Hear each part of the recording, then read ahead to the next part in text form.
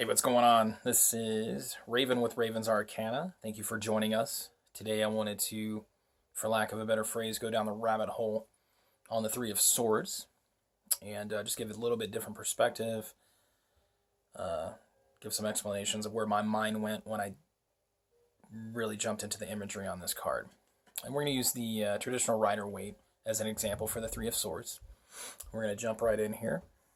So on the surface, the imagery, we have a red heart. We have three swords sticking through the red heart. We have clouds, stormy skies. It's raining. So shedding of emotions, probably some tears being shed, right, with the rain. It's pretty symbolic. The sword stabbed through the heart. I mean, you're stabbed through the heart. There's some heartbreak. There's some heartache. There's some bad things happening here. And this traditionally is the heartbreak or the heartache card. And it's really difficult on the surface. This seems like a simple card to read. You know, the swords, we'll get into that. The swords are forced into the heart. You're being forced to deal with emotion. You know, what does a sword represent? It represents air. So the suit of swords in the tarot is going to represent air. Air is going to represent the mind.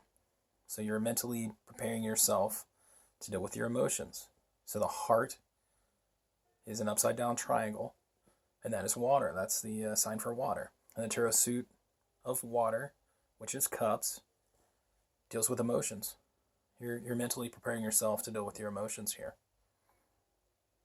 And, you know, the clouds, you know, stormy skies, once again the rain, it just, on the surface, it just appears to be what that jumps out at you.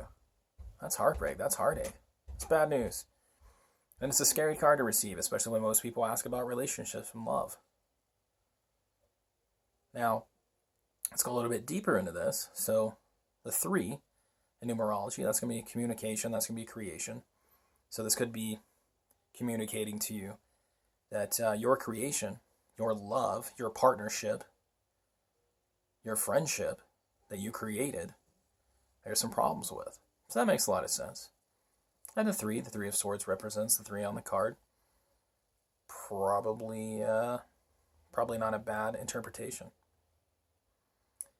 And this is where it gets weird for me, and I tried to go a little bit deeper and open my mind up to kind of what swords mean. So they're sharp on both sides. They have dual sharp edges, right? So meaning duality. Is there some deeper meaning here? And then I began to look at the clouds.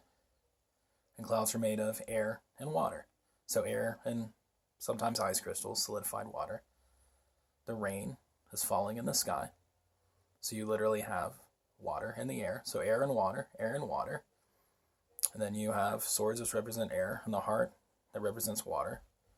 You have 3 instances of air and water. And this is a 3 card. What does that mean? So I thought a little bit harder. And air mixed with water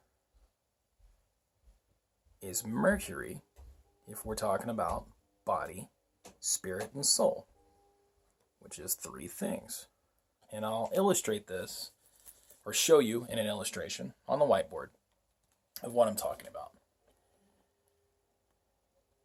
So, here, let's do this. This is my crude drawing of the 3 of hearts. And then we have the representation of earth, water, air, and fire. And they're symbols. So if you're looking at the middle here, water and air is Mercury. So we have salt, mercury, sulfur. We have the body, the spirit, and the soul. Now, incorrectly, the spirit and the soul have been used interchangeably to mean the same thing. That is not correct. So salt, which is the body, is the physical body. Sulfur is going to be the soul, which is your personality, your feelings, the way your mind works. And then the spirit in the middle is what is the great connector. That's the best way I can put it.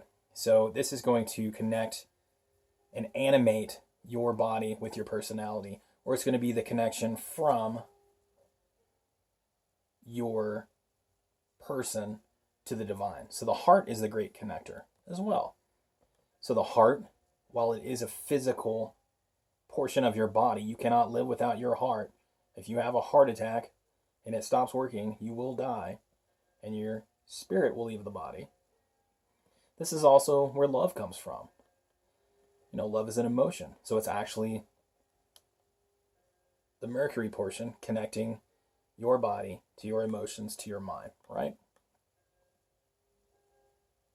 Okay. Now, if we're talking about the heart chakra is represented by the sun, which to me, is vitality. It's that divine spark. So when we're talking about divine, I think about, where we come from, how we are all divine as people. And then I start thinking about the clouds again. What does this cloud represent? Clouds represent spirit. Clouds represent the divine. So on the Ace of Swords, the Ace of Cups, the Ace of Wands, the Ace of Pentacles, you always have a hand coming out of spirit showing you that cup, that sword, that pentacle, or that wand. So, to me, is this spirit?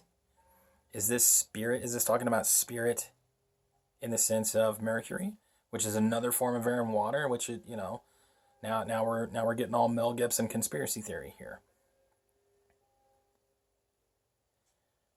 Mercury is who? Mercury is the Roman version of Hermes.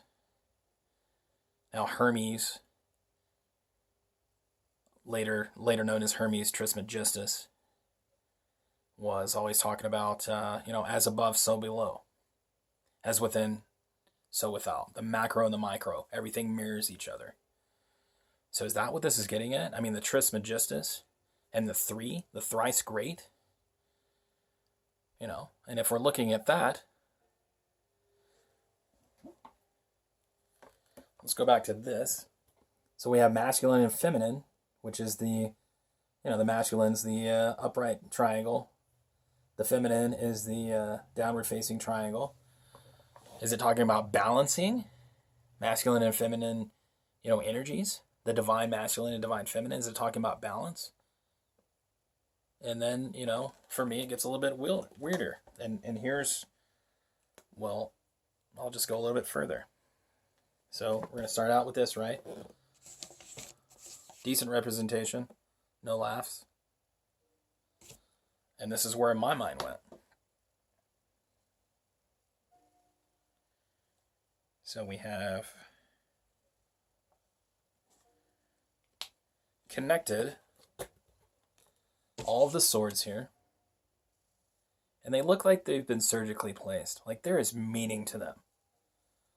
And we have an upside down triangle and an upward facing triangle, signifying what? The divine masculine, the divine feminine. Now we also have a 6-pointed star. The 6-pointed star is the talisman of Saturn. It's the Star of David. It's a lot of things. Talisman of Saturn, that makes my juices flow a little faster again in the mind. It's the astrological significance of the Three of Swords here is Saturn in Libra. Without getting too deep in that, Saturn rules, regulations, whatever, but the talisman of Saturn, which I just drew in Libra, Libra is represented by the scales. What are we balancing? And also, the 6-pointed star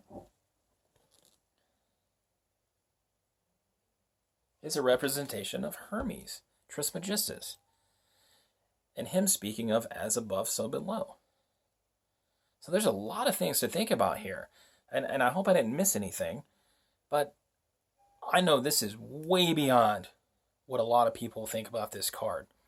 But for me, the significance and the correlations between air and water and Mercury, I think there's so many things going on here, and I think it's not always going to mean heartbreak. I think it's going to mean, you might be forced to deal with a situation, and through these trials, through these cycles, it's important to balance your masculine, your feminine energy. It's important to recognize that there is some divine intervention here, or that you are a divine being. You know, we all need balance. We all need to deal with emotions from a mental level. You know, it's required, you know, subjectively to figure things out. But, you know, in our existence here, we come from an objective part, you know, from the emotions. It's required. That's part of being human here. And the last thing I wanted to add, just another little thing that my weird mind came up with, is that if everything is dual with the swords, and the swords are the mind, and we're looking at the heart, and we'll say that's love, right? It can mean love. What if it's just as simple as don't let your love for knowledge get in the way of your knowledge of love? You know, balance everything out. You don't need to study. You don't need to do things all the time. You don't need to use your mind. It doesn't have to be racing. You have to experience things. You have to experience emotion. And that's what this existence is all about. I hope I shed a little bit of light on, honestly, just opening your mind up to the imagery, going a little bit deeper. Obviously, intuition is always going to be used in tarot reading. But I just wanted to throw this out there because I was thinking about it for a few days. And I appreciate you joining me on this ride. So if you dig the video, give us a like. If you dig the channel, give us a subscribe. As always, thank you so much for your time and for joining me. And enjoy the rest of your day. All right, bye.